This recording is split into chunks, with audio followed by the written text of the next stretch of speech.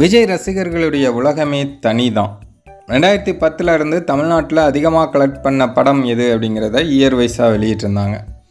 அதில் 2010 எந்திரன் திரைப்படமும், 2011 7ஆம் அறிவு திரைப்படமும், 2012 துப்பாக்கி திரைப்படமும், 2013 சிங்கம் 2 திரைப்படமும், 2014 கத்தி திரைப்படமும், 2015 ஐ திரைப்படமும், 2016 தெரி திரைப்படமும், 2017 மெர்சல் திரைப்படமும், 2018 சர்க்கார் திரைப்படமும், 2019 பிகில் திரைப்படமும், 2020 தர்பார் திரைப்படமும், 2021 மாஸ்டர் திரைப்படமும், 2022 PS1, 2023 லியோவும், 2024 கோட் திரைப்படமும் வந்திருக்கான்.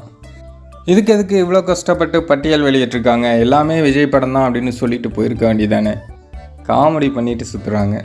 2010 எந்திரனா, 2014 லிங்கா திரைப்படம் 188 கோடி வசூல் பண்ணியிருக்கு அப்படிங்கிறத அஃபிஷியலாகவே நம்ம KS ரவிக்குமாரும் சொல்லியிருந்தார், ராக்லைன் வெங்கடேஷும் சொல்லியிருக்காரு.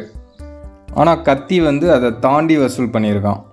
அது மட்டும் இல்லாமல் 2016 கபாலி படத்தை விட திரைப்படம் அதிகமாக வசூல் பண்ணியிருக்கான்.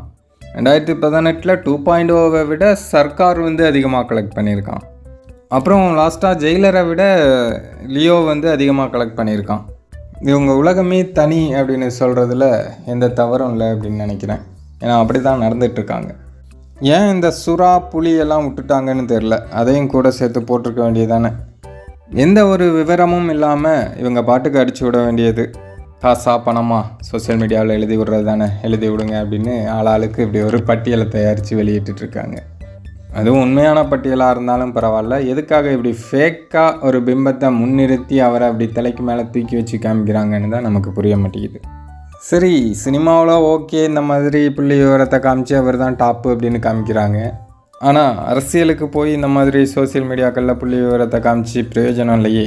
ஓட்டு வாங்கினா தானே ஜெயிக்க முடியும். அதுக்கு என்ன செய்வாங்களோ தெரில. அதை பொறுத்திருந்து பார்ப்போம்.